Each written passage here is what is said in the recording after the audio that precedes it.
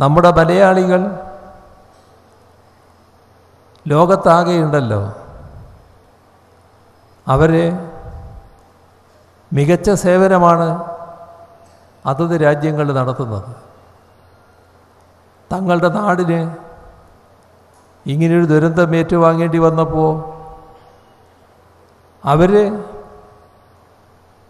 സർക്കാരിനെ അറിയിച്ചു, ഞങ്ങൾക്കിവിടെ നിന്ന് നല്ല തോതിൽ ഫണ്ട് സമാഹരിക്കാൻ കഴിയും.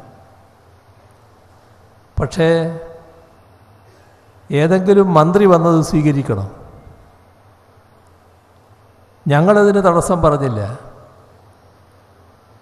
ഓരോ രാജ്യത്തും അവരാവശ്യപ്പെട്ട രീതിയിൽ ഓരോ മന്ത്രിയെ അയക്കാൻ ഞങ്ങൾ തീരുമാനിച്ചു.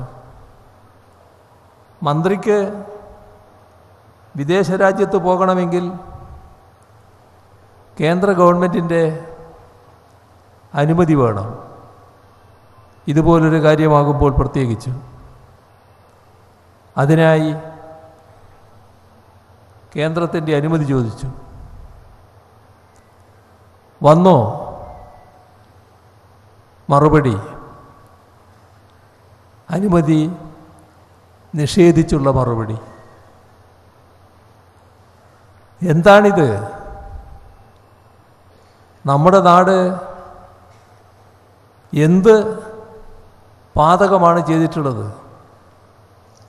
എന്തുകൊണ്ടാണ് നമുക്കർഹതപ്പെട്ട സഹായം ലഭ്യമാകാതിരിക്കുന്നത്?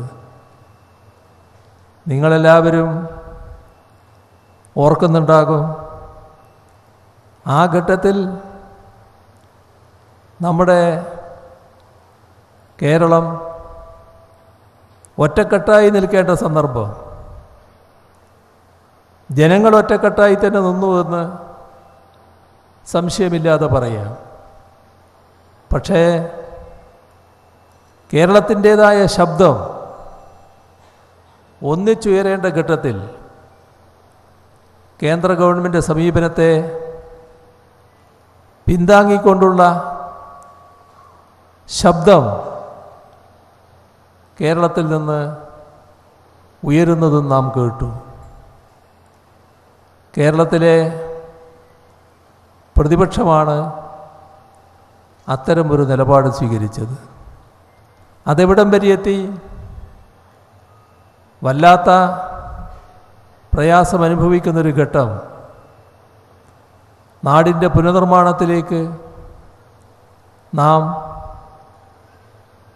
നല്ല രീതിയിൽ ഇറങ്ങുന്നു. പണം വേണം. പണം സമാഹരിക്കാൻ വ്യത്യസ്ത മാർഗങ്ങൾ സ്വീകരിക്കുന്നു. അതിലൊന്ന് നമ്മുടെ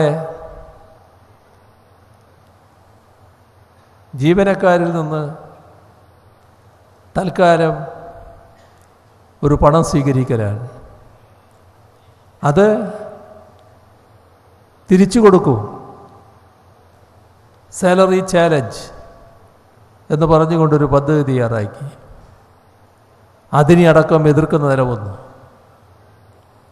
പരസ്യമായി കൊടുക്കേണ്ടതില്ല എന്ന് പറയുന്ന പ്രതിപക്ഷത്തെ നമുക്കിവിടെ കാണാൻ കഴിഞ്ഞു.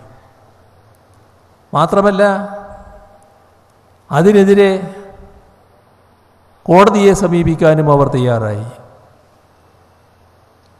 എന്നാൽ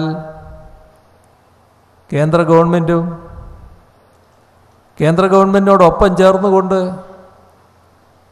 ഇവിടുത്തെ പ്രതിപക്ഷവും ഈ രീതിയിലുള്ള നിലപാട് സ്വീകരിച്ചപ്പോൾ അവരെല്ലാം പ്രതീക്ഷിച്ചത് നമ്മുടെ നാട് തകർന്നിടത്ത് നിന്ന് കൂടുതൽ തകരുന്ന അവസ്ഥയിലേക്ക് എത്തുമെന്നാണ്. നമുക്ക് തകരാൻ പറ്റുമായിരുന്നില്ല, അതിജീവിച്ചേ മതിയാകുമായിരുന്നുള്ളൂ. അതുകൊണ്ട് തന്നെ നാം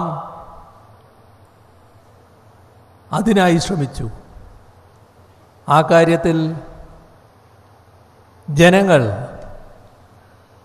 നല്ല ഒരുമയും ഐക്യവും പ്രകടിപ്പിച്ചു.